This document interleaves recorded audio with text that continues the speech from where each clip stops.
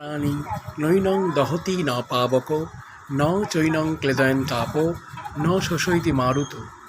ভগবান শ্রীকৃষ্ণ অর্জুনকে বললেন, হে অর্জুন, আত্মা যে বস্তু, আত্মাকে নৈনং দন্তি শস্ত্রাণি, কোনো অস্ত্রের দ্বারা কাটা যায় না, হ্যাঁ, এবং আগুনের দ্বারা এই আত্মাকে পোড়ানোও যায় না, এবং বাতাসের দ্বারা শুকানোও যায় না, এবং জলের দ্বারা ভেজানোও যায় না।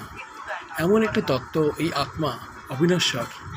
ঠিক আছে, এই আত্মা এমন একটি তত্ত্ব, একে এই যে চার ধরনের বিষয়, আগুনের দ্বারা পোড়ানো, বাতাসের দ্বারা শুকানো, কোনো অস্ত্রের দ্বারা কাটা, জলের দ্বারা ভেজানো, কোনো কিছুই করা যায় না।